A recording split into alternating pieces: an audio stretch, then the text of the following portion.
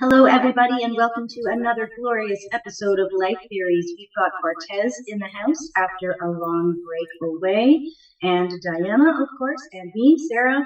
And today we are going to talk about the importance of letting go to call in the new, and also the importance of appreciation, what's already in front of you, and giving what you have the credit that it deserves and the attention that it deserves before pushing for those new manifestations to come in, and really taking stock of where we're at, what we have, and how we can use that to help us propel ourselves forward. So thank you so much for joining us. Let's get into it. It's crazy we're actually on this topic because literally about 15 minutes ago, driving back, I rang one of my best friends and I was just telling him how appreciative I was of just the small things I've got, like my family, my health, do you know what I mean? Just the small things in life, man. And I was really feeling the gratitude for, and it's not even like anything big has happened for me to even have that emotional shift within me, but we need to understand that we can actually conjure that up within us without even needing something to happen, do you know what I mean?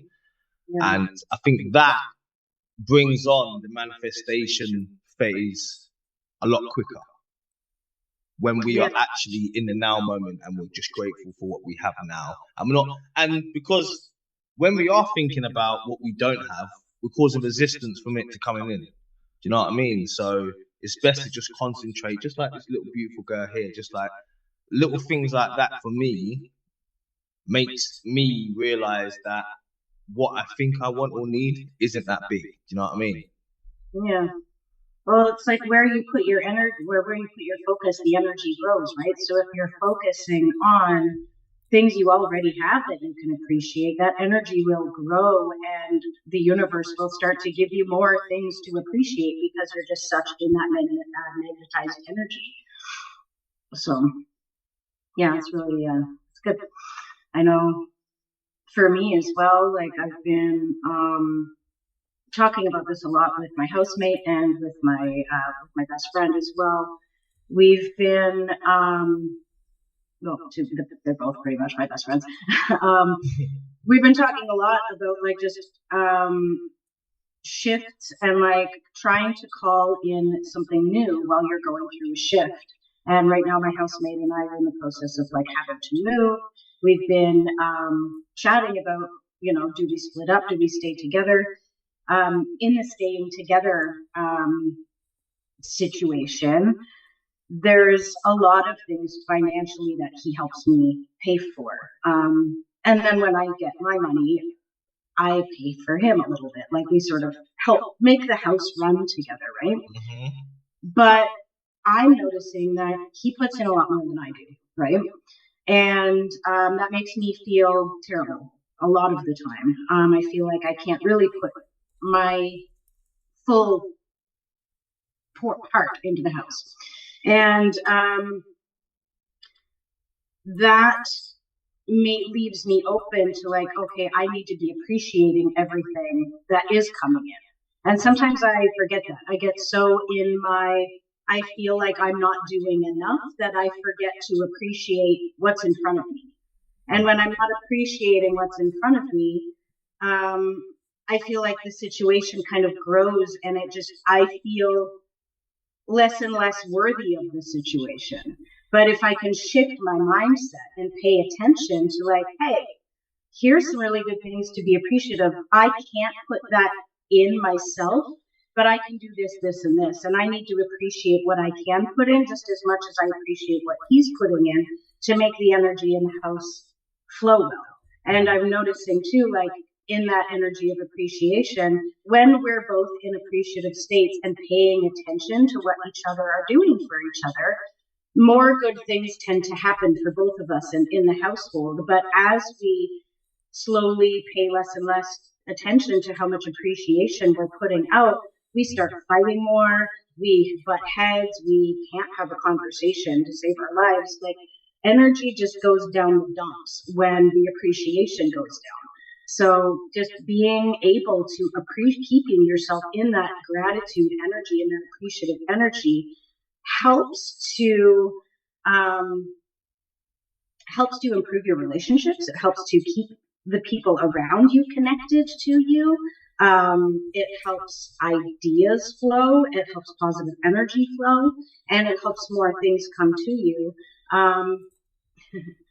One of my big things is just like making sure I'm remembering to appreciate everything. So that's like, it's hard because yeah, we're growing up in a society where everyone wants everything instantaneously. They don't want to work for anything, and everything comes fast. So no one really appreciates anything when they do get it. You know, you're already on to the next thing already. It's like, okay, I got this, and you don't even get time to enjoy it because in our society, it's like consumerism. It's never having enough. It's like I need the next thing. I need to keep up with the whoever. I want to say Kardashians. I don't want to keep up with the Kardashians, but it's like keeping up with the Joneses or like, but it's just like keeping up with like it's the next thing. But you literally get the thing, and it's like you get that dopamine hit or whatever in your brain or whatever serotonin, whatever it is that it's producing for you, and it's for like a second, and then you're chasing the next thing. It's always like chasing something. It's just about being in alignment, like realizing that, just like simplifying your life. Like you already have everything you really need, and you know, you have a beautiful daughter, right? We have good friends. We have family members that are still in our lives. We have family members that did leave, right? And it's like you already have a lot. Like you have enough. Like it just saying that I do have enough, and I mean, the love of my heart is enough, right? But that's like too simple for like most people. But all the material stuff, it leaves you feeling like unfulfilled the more you obtain it. I enjoy material things, don't get me wrong, but it's like there's a lot of things that can't buy, you know, like you know? It's nice to have material things and material items that please you aesthetically, but the fact of the matter is, it's when we lose ourselves within those items. It's when our ego becomes so identified with these items that our identity is then attached to that item. And when we lose that thing or that place or whatever it may be, we then lose a part of ourselves. You can't take it with you when you go, too. When you leave this earth, take it with you. It's gone. Like when my mom's funeral, I'm putting flowers in her. The only thing that went with her was like I put some flowers, some things that meant a lot to her, like a few things that had more sentimental value. They weren't some material things. Like then they're gone. Like all you have was their presence. You know, it's like, and that's all we have here, presence. But most people aren't present. Most people aren't present. Most people aren't present, and then you don't appreciate it until the person left. I mean, that's looking at like losing people. But you know, sometimes it takes losing people to realize that, you know, their presence was really appreciated and meant a lot to you, and they made an impact in your life, you know. But it sucks if you have to lose someone or something to get that, you know. And that's just human nature. That's the sad thing. Not to say we are all like that, but that's just human nature in general. Is that we take things for granted, and we don't. Well, like I said, I'm not speaking for everyone, but most people genuinely, truly don't appreciate what it is they have until it's gone, like Diana said. But I think this is what this whole shift is about. Is about dissolving that ego, first of all. Living more from the heart space, less from the ego. From the heart That's space. what we talked about. So you don't identify with these material items, and you feel, and then you free yourself from the matrix, essentially. Do you know what I mean? Because you're not so inclined to seek these things after a certain amount of time. It's just meaningless to you. Like I said, even like Diana said, it's nice to enjoy these things, but they're just, it doesn't add any value to your life as a person. Do you know what I mean? Whatever car you drive or whatever watch, or that doesn't define you as a person. It's what do you do for society? What are you doing for the people you love? What are you doing for yourself? First of all, because we've got to come from a place of self-love in order to heal anything. Do you know what I mean? Well, you can only heal or help people to the level that you have helped yourself. That's it. You can only solve a problem with a different level of consciousness that created it. Yeah. Yeah. So, yeah. Yeah, you have to remove yourself away from that, from the problem and from like the energy that created the problem to be able to see it from the inside and kind of like put yourself in a bird's eye perspective of it. And when you're in it, it's a lot. It's so much harder to see the results or the solutions when you're like in that energy. So you have to be able to pull yourself out of it to step forward. I think the more cycles we go through, the more we realize that this is a cycle. And now we can actually see what's happening for what it is. And then we can pull ourselves out of it a lot quicker now than before, when we were unconscious and unaware of what was actually happening to us. Do you know what I mean? And that's another thing to be grateful for. Literally, to have the minds and the openness that we have in order to connect and just change our beliefs if we want to. Do you know what I mean? Some people are so rigid and ignorant that they don't even want to change their beliefs because it's painful. Do you know what I mean? But we've accumulated enough awareness and consciousness to do that now. Yeah. And we're able to change and break karmatic cycles, and it's amazing what we're doing, man. And I don't think we give ourselves enough credit for what we actually bring to the table, do you know what I mean, spiritually and everything, especially from how far we've come in the last couple of years. With the way the brain works too, how we know that we can actually reprogram subconscious programming, subconscious thoughts that we're having, and get into our belief structures and really start to look at them and shift away and be like start to dissect our beliefs. Like, what are the things that are going through my head on a daily basis? How am I subconsciously navigating through life? Just on autopilot. And we actually have the tools now to start looking at the subconscious beliefs that we hold and start to shift them and start to work with them and nurture the ones that are positive and reprogram the ones that are negative. So we're really lucky that this information is starting to become more prominent, and it's starting to come to the forefront. People are really putting these practices into play and shifting their lives for the greater good of themselves and the people around them. What an amazing time we're living in, guys. It's the age of information too, we're coming on the age of Aquarius, right? And that's the whole age of like truth. Yeah, and my rising sign is Aquarius, so that's right. Yeah. And we all know from what's actually happening around the world at the moment that truth is definitely coming to the surface. Definitely. I've never seen overload. Actually, it's almost like information overload, because you don't know. There's so many things that are coming out, and then people are making content to try to go viral and stuff, and they're just clipping a certain part of it without seeing the whole context or without maybe doing research. So there's also almost overload where us three have all went down a lot of rabbit holes, of course. But to someone just waking up right now, but to people that are just going through this, it's probably like a complete shock to your like whole belief system, nervous system, your whole way of life, everything we've been doing your whole life. Like we've been a little slow. I mean, we kind of went in like, I guess, with a bang kind of, but we've been developing this, but there's still levels to this stuff, and it's just crazy what's coming out. And like and you have to also be gentle with yourself and others, be compassionate towards others, because sometimes I want to isolate myself away, because some people, their energy can be a lot, but you have to understand some people have compassion because some people, these people are connected to us too, and they're going through their process. Remember how it was when we went through ours, or when we went through dark times. So I'm also trying to be compassionate as much as I do want to protect my energy and stuff.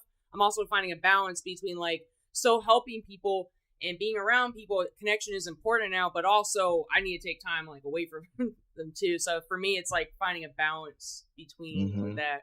Yeah, that's crucial in the energetic times we're living in. Is so energetically charged. You can literally feel the energy. Yeah, as an empath, it's a lot. Yeah.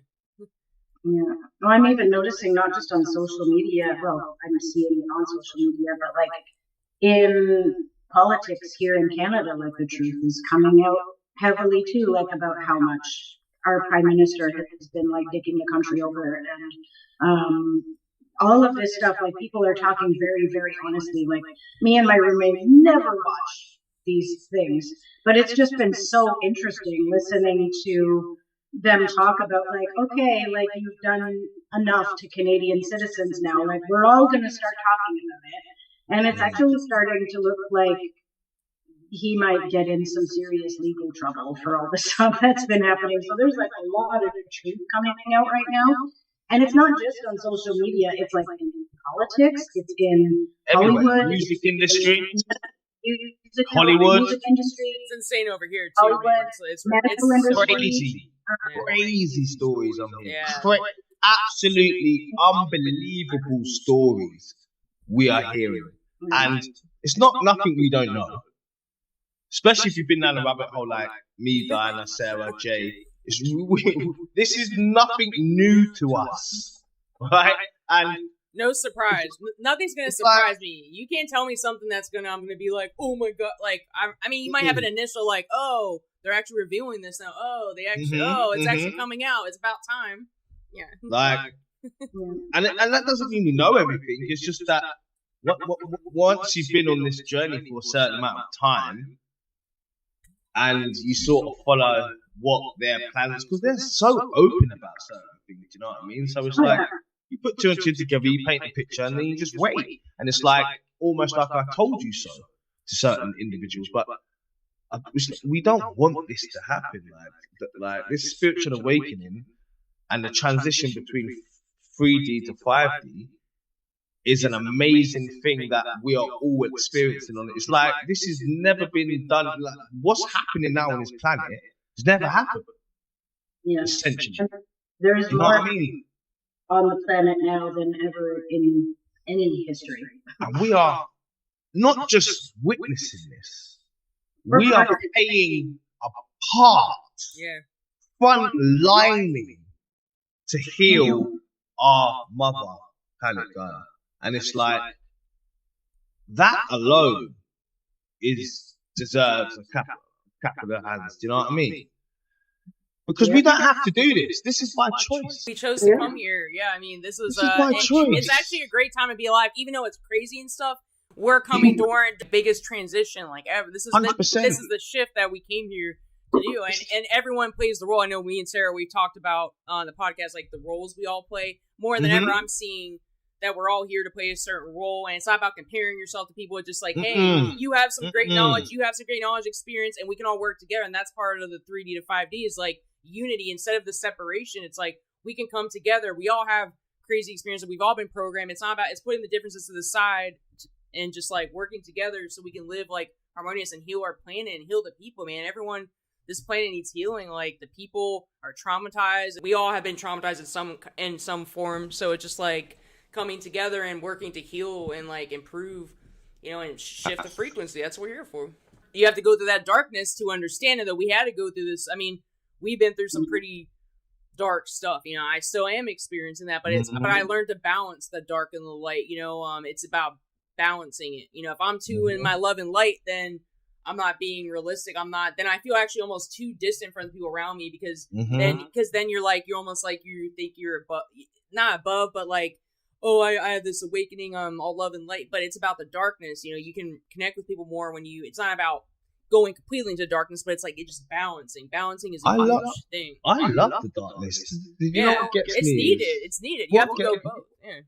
What gets me is, and I understand where people come from when they're saying, don't put your attention on what's happening, and it's like, I get that, like, where your attention goes, energy flows, and if everyone's thinking about the same thing, then collectively you're going to create that reality. And it's predictive programming, and I understand where they're coming from. Just think about, like, just concentrate on healing yourself and pray and meditation. But at the end of the day, it's going to come a point where someone's going to be knocking at your door and they're going to throw you in a bloody smart city. Yeah. So whether you're meditating and praying, it doesn't matter, because at the end of the day, you've got to be logical about the system we are living in.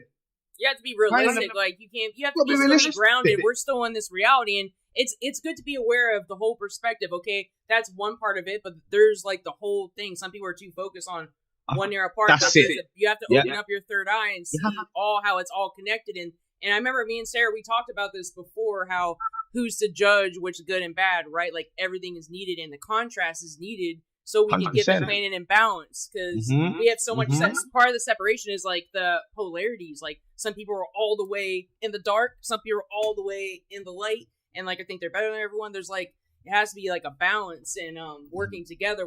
So even people can go too deep into the spiritual, and then well, you like end up spiritual narcissism. So, yeah, sometimes too. Yeah, you end up spiritual bypassing, and then you just turn into a narcissistic arsehole. And like majority of the programs that were on Netflix now were just like spiritual narcissistic arseholes and cults, and I'm thinking they're proper going for us, isn't it? The spiritual community on Netflix, like they're trying to make it out to just be some sort of whole. Yeah, see, that's what some sort. Have you seen? There definitely needs to be some balance there about like talking about, hey, no, this is actual spiritually bypassing. Here's how to do it in a trauma-informed way. Here's how to actually be compassionate towards your dark, get curious towards your dark energy and the things that maybe you want to shy away from, because it's not all love and light. You can't just pretend your darkness doesn't exist. The shadow work's so important. Shadow will come up and bite you in the ass when you're in the middle of your love and light ceremony or whatever. It's gonna be poking at you. Yeah, I'm right here, and it gets bigger and bigger. It's like, yeah, bigger it's and like, bigger. And then you turn into, like that guy that runs the Twin Flame cult. Yes. He's you know what I mean? That show is crazy. He's freaking Jesus. He was like, right, you are a mate. You're female, but you are the what was it? The male twin energy. What do they call it? The masculine energy. The masculine. Now you have to act masculine. You have to change your image to a masculine because you're masculine, and you can't have both. You can't have both energies. Apparently, this man said. Okay, but that's we're all comprised of both. But okay. People were having going to surgery and having changing their bits and.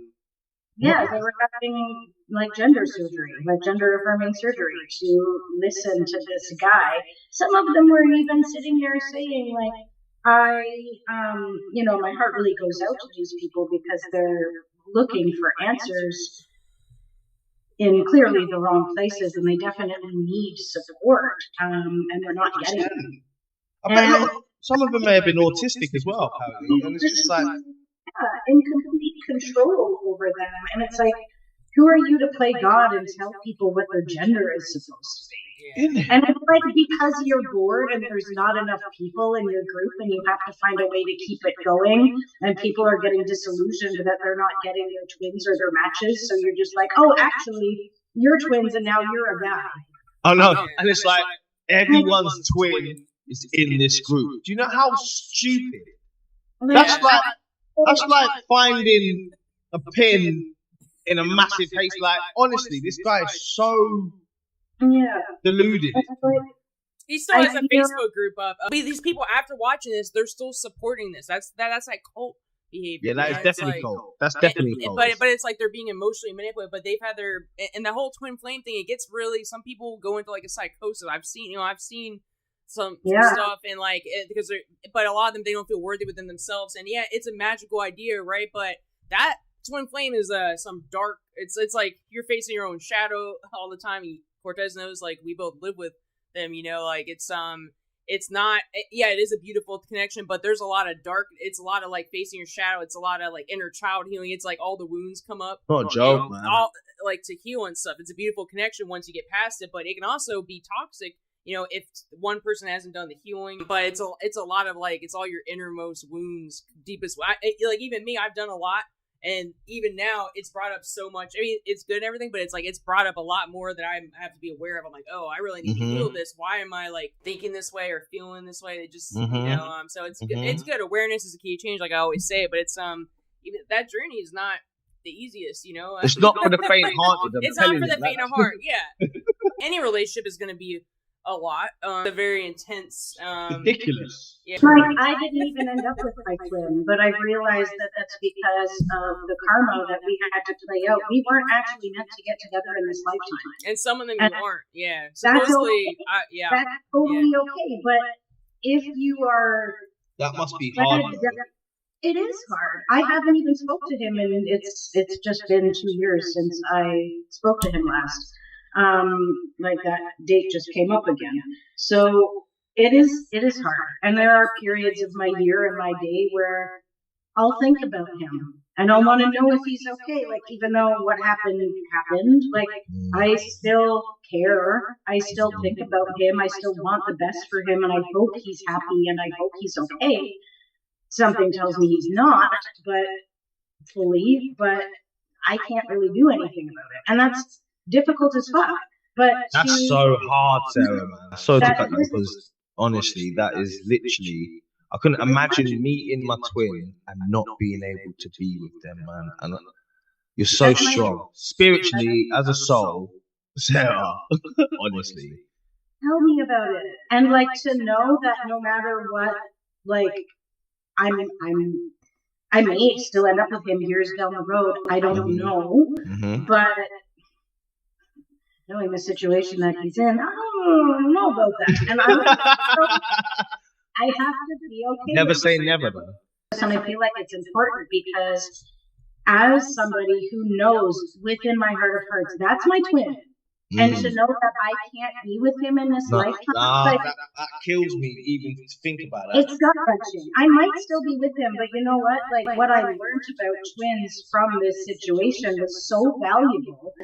And it's literally just about a soul that has so much karmic history to sort through. They literally have to split into two to sort the karma. To get through it all.